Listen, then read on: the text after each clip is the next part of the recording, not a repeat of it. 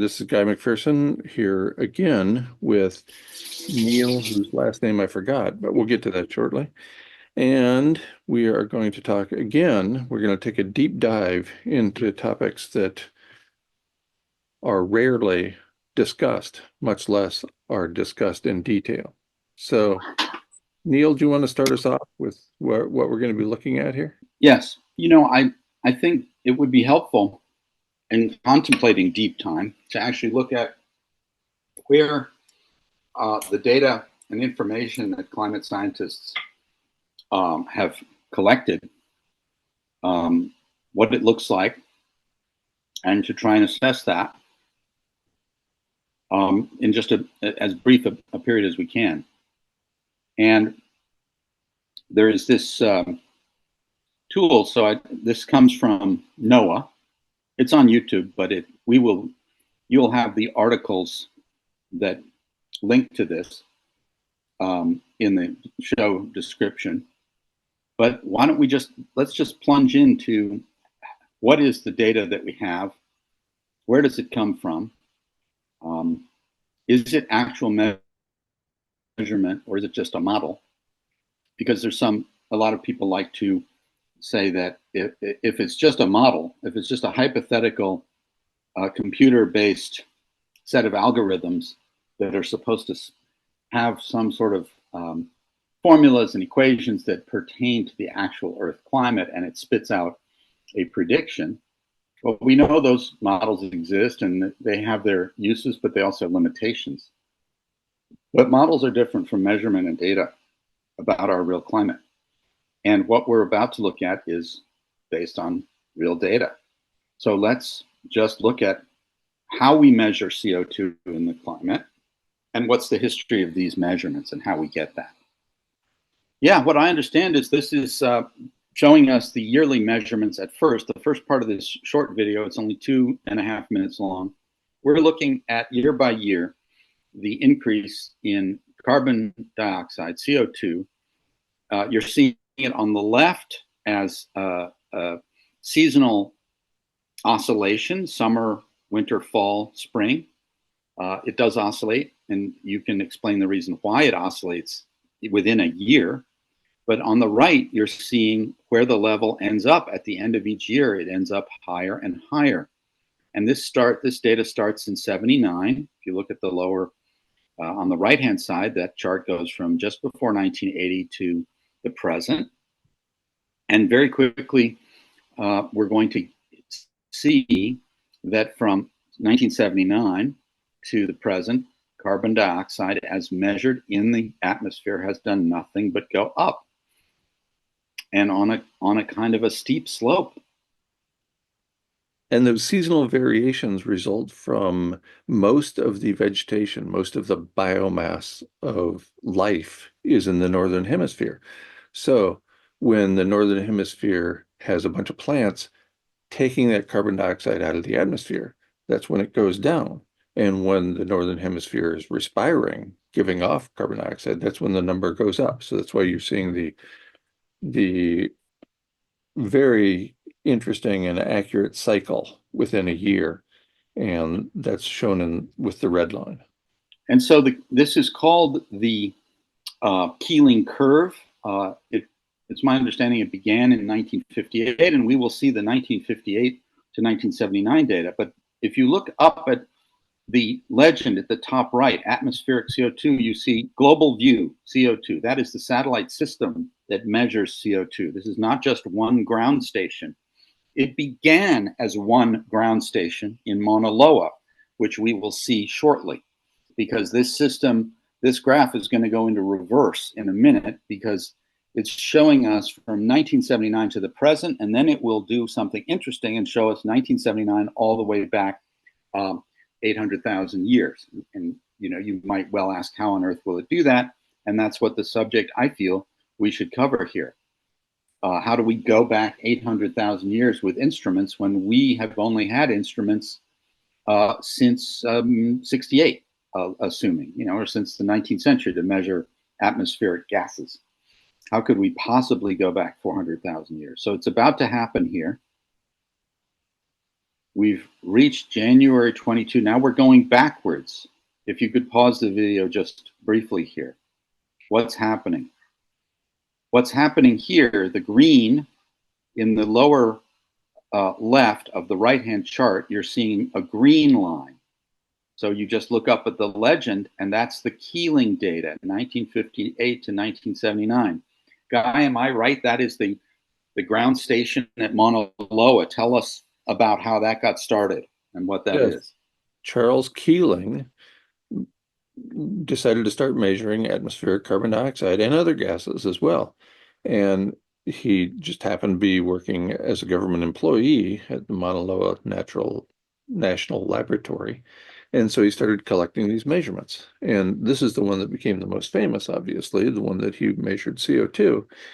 And so he started that in 1958, and then satellites were launched to measure more broadly across the planet in 1979. So you see the first satellite data in 1979. The Keeling data from Charles Keeling came from 1958 to 1979 and continues today, in fact, for Mauna Right. Loa Laboratory, and has been extended to many other places at this point. I don't know that this graph is showing us this, but does the Keeling, we've got now two correlatives. We've got the Keeling consistency of the Keeling data, the same measurement station, the same measurement methodology, the same point on Earth. We might expect that since Hawaii has commercialized a lot and developed a lot since 1958, that there might be some, some ground or local increase in carbon dioxide from what? From activity and so forth. But Mauna Loa is a mountain, and so this is at the top of the mountain, and it has the advantage of being relatively a uniform local and regional climate, and it is one point on Earth. But look at the satellite data. The satellite data is measuring CO2 at around the Earth at multiple points, 24/7 from a satellite. It can't possibly be locally interfered with by some truck exhaust. So, and it correlates perfectly with what the Mauna Loa ground station is measuring. Am I correct in these assessments? Yes, and as you pointed out, the Mauna Loa is a mountain, and so the measurements are taken on this relatively remote mountaintop. So it would be difficult to imagine that even with a large number of trucks and boats and yachts and so on, that there would be a measurable increase in CO2 or so we're not seeing that, obviously, and that's because of the relatively remote location of Mauna Loa where the measurements are taken. I would add something to that, which is if people know Hawaii, they know that the most developed part of Hawaii is Oahu by far. The most commercialized and modern is Honolulu, which is on Oahu. And if you care to look at the geographic map of the Hawaiian Islands, Honolulu is three or four islands northwest of the Big Island. The Big Island is much less developed and has much less industrialization, and the volcano Mauna Loa is on top of the Big Island.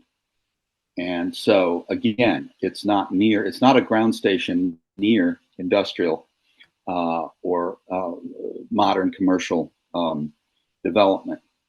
But I think it's relevant in its greatest scope to just show that it correlates perfectly now with a satellite system that measures CO2 globally at every time.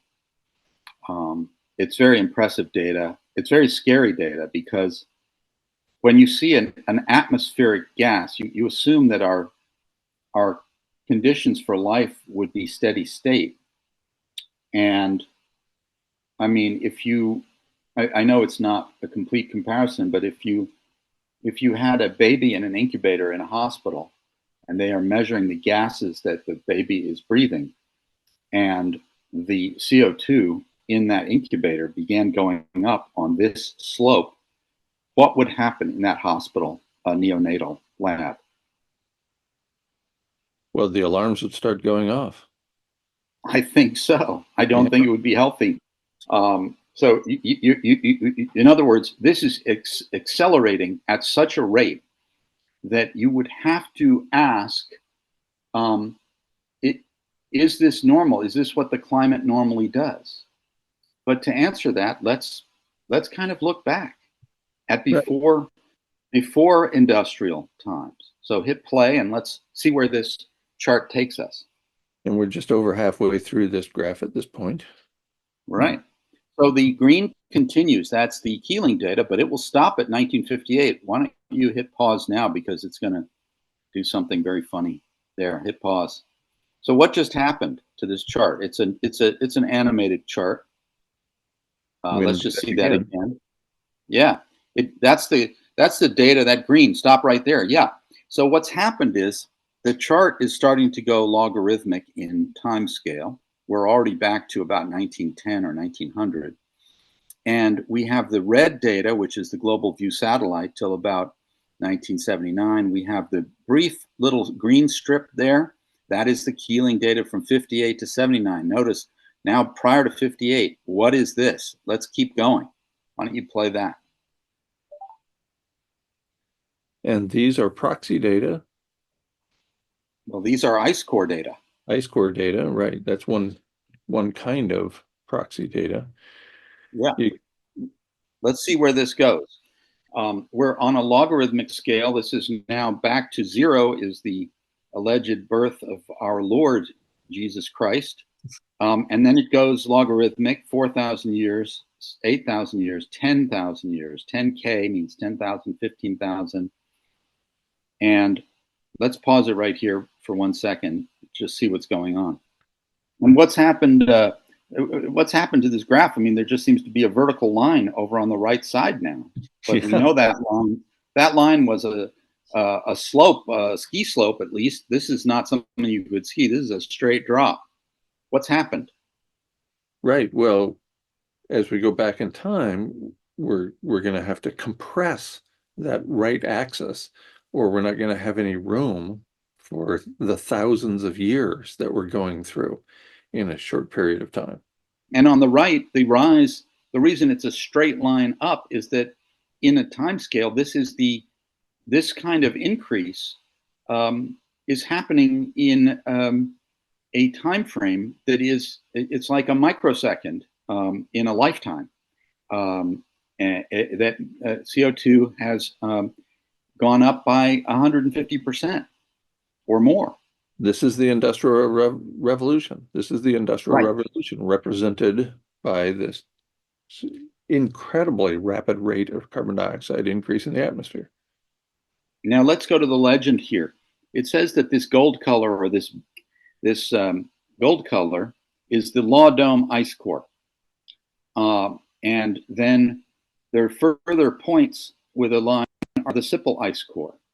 And then there's going to be the Vostok ice core and the Epicodome ice core. And So ice cores. and notice, Yes? folks, these are all in renowned peer-reviewed journals. Nature is probably the most renowned, the most difficult to get a paper published in. And you see Nature on several of the papers there. But let's also make sure we address these are scientific measurements of the atmosphere, even 10,000 years ago. And so might well ask, how could we possibly today measure the atmosphere of 10,000 years ago? We weren't around, or if we were around, we were barely scratching out flint tools with scraping our food from the bones of left by other animals. Whatever you think the primitive scenario was, we didn't have instruments. Well, the fact is that the way these atmospheric gases are measured accurately is in gas bubbles, tiny gas bubbles the size of a head of a pin, that are captured within frozen ice that has been frozen for 10,000 years here to 30,000 years. We'll see it goes back much further to 800,000 years in this data set.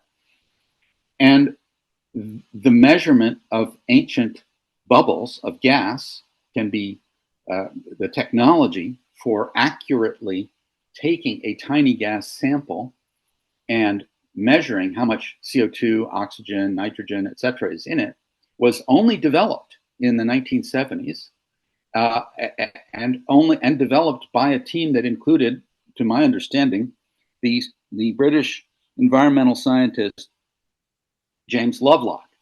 And uh, it was central. It was seen as central, a central part of the mission of climate science, having seen what carbon dioxide in the atmosphere was doing by measuring it from 1958 to 1979, just from the Mauna Loa station.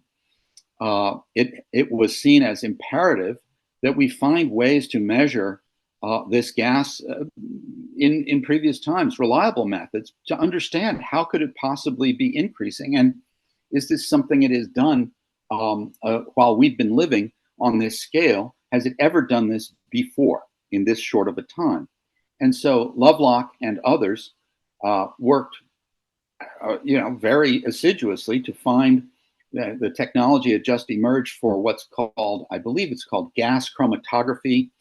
I could have it wrong, but we only had the technology by the mid to late 70s. It's computer technology, it's sampling, it's all of the innovations in microscopic measurement that came together in the 70s to allow a set of scientific instruments that could take a sample that small and measure it accurately. And the moment we had such instruments, two main places, Greenland and the Antarctica. And this was done not by just Americans, it was done by Americans, Norwegians, Russians. I think what other nationalities have played a central role? Multiple scientists from multiple countries, but sponsored programs. There are other nationalities of scientists that played central roles in this. Yes, the This was British. during the Cold War, I should emphasize. There was no reason for the Soviets to, the British, yeah, sorry. So there was no reason for, let's just take example, idiot scientists to particularly want to agree with Westerners or Americans or British. Our respective countries were often in conflict during the Cold War and saw things very differently. But the Vostok data gathered by the Soviets correlates exactly with the data that was gathered by other scientists at many other sites. So again, you don't have one ground measurement in one place on Greenland. You have multiple places. You have multiple places in Antarctica. So when you have this kind of multiple measurement, all yielding very similar or identical correlatives for the same stratigraphy, the same strata of ice, and you're using the same instruments and getting the results that make sense, you're actually measuring primitive climate. You're not modeling it. There's nothing about modeling here. Not that modeling is useless, but this is not modeling. Any further comments here, Guy, that would help the viewers? You're not modeling, and this is not an estimation. These are actual real data that were collected in the field and again published in among the most renowned of journals, Science and Nature.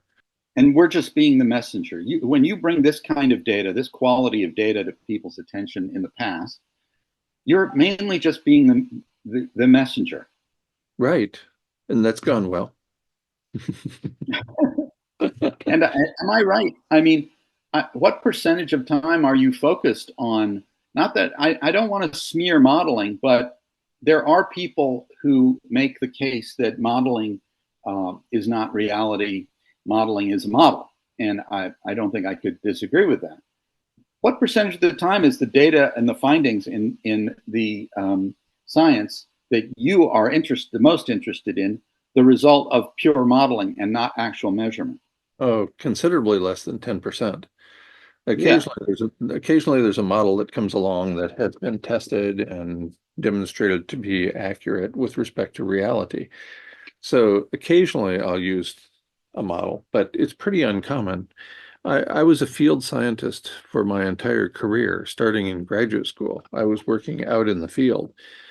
I'm a hands-on, got to see it to believe it kind of person.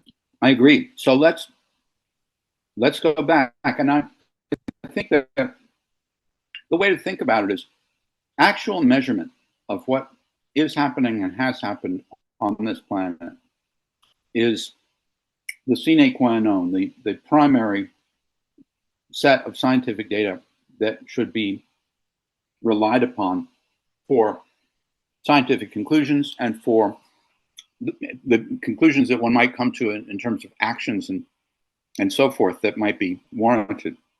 So at this point, I want to just ask you, I want to make some observations to ask you what's happening.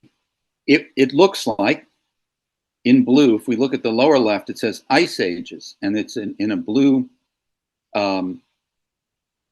line, and it's oscillating up and down between a range, if I can read this chart, of about 180, it looks like, to 280, 290 maybe. There's obviously a best fit line at the top and bottom of these ranges. Call it 190 to 260 might be a best fit, 250. So what is happening to CO2 and to the planet in between 800,000 and probably just 20,000 years ago?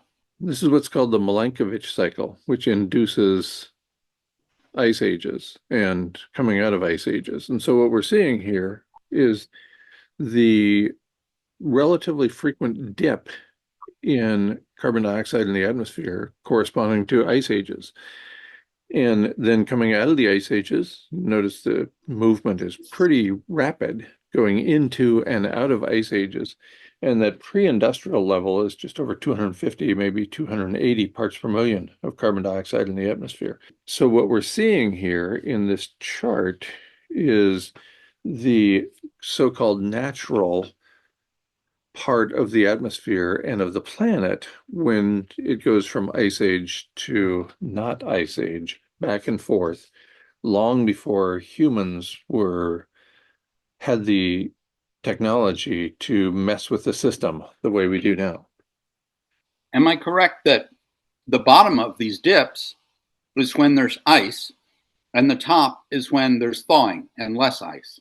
Yes, that's absolutely correct. So those ice All right. ages are noted by the dips, and it indicates in this little blue dot on the lower left that those ice ages occur at about 185 parts per million CO2 in the atmosphere.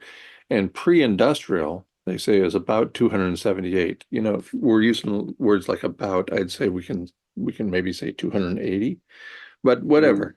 Anyway, so there is some natural variation in the amount of carbon dioxide in the atmosphere that is being captured by these gases trapped in ice, most notably in Antarctica and Greenland.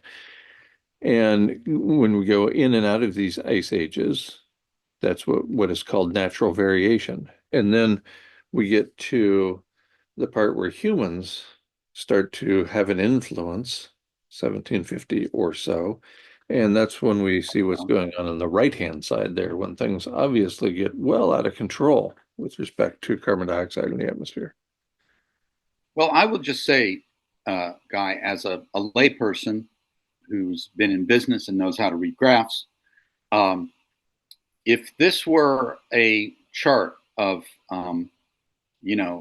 annual sales or something, I would see that every period we sort of achieve a big sale, and then it goes down, and for whatever reason, and then we get to just the last 10,000 years, really the last 1,000 years is where this line is, and we're at the top of the range. It's not like we've started dumping carbon dioxide into the atmosphere at the bottom of the range. We were at the top of the range. And if I hear you correctly, we were already, the planet and mankind were, before the Industrial Revolution, we're already on a planet in which CO2 was coming up into its top level that it had been for the last 800,000 years, each time there had been a deglaciation. As a layperson, look at this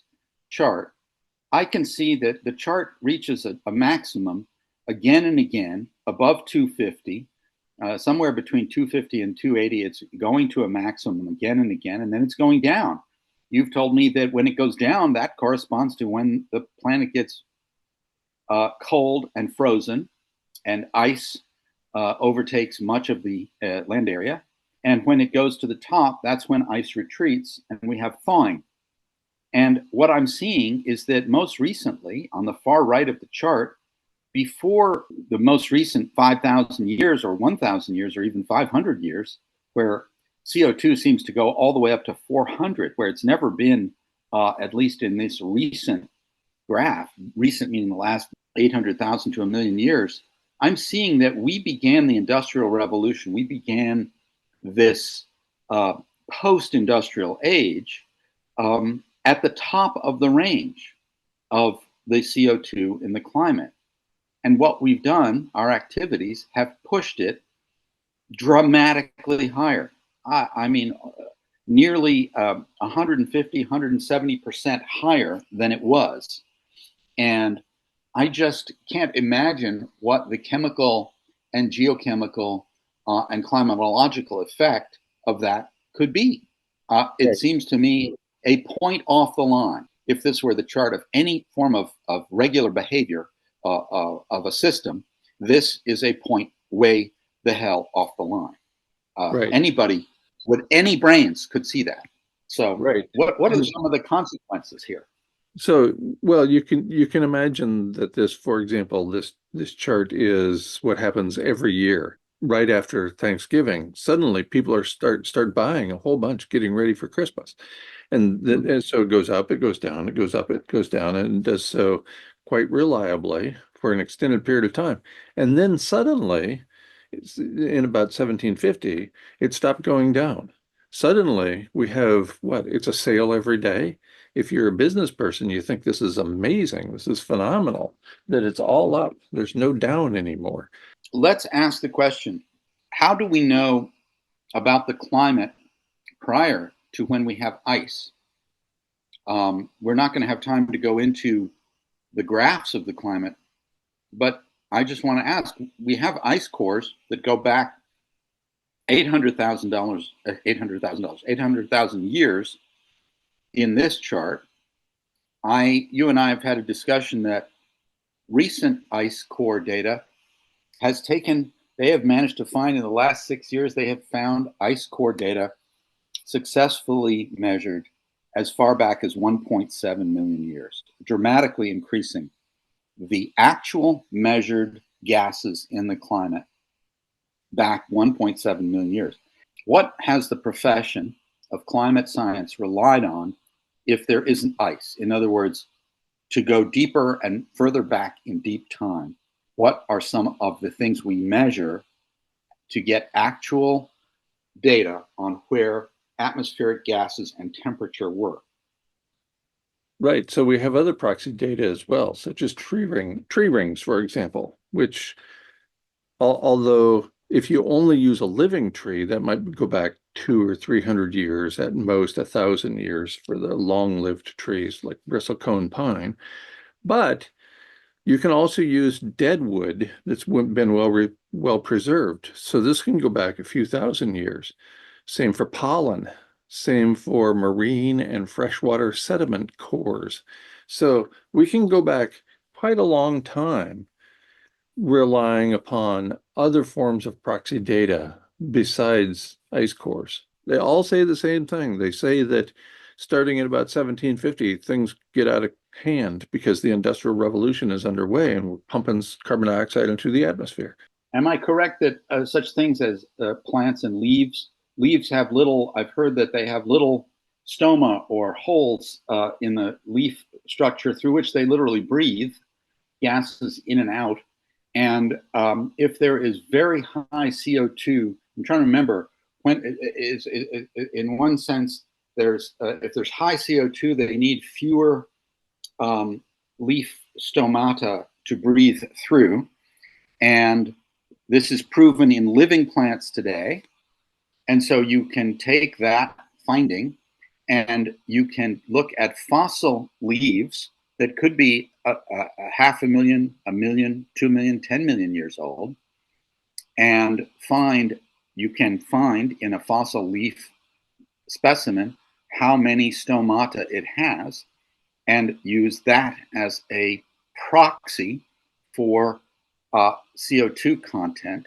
It's a statistical proxy, and you look at multiple species of leaves, just one of 20 or 30 proxy paleobiological, paleogeological structures. Am I correct? Yes, absolutely. We actually know quite a bit, including about plants. And so you take close relatives of the plants that are here today and look at what their stomates looked like in the past. And there's a huge difference that can't be accounted for any other way besides the physical conditions of carbon dioxide in the atmosphere. How about ocean sediments, ancient seashells, sponges, species that we know exist now, and that the exact same or very similar species existed um, 10 or 20 million years ago?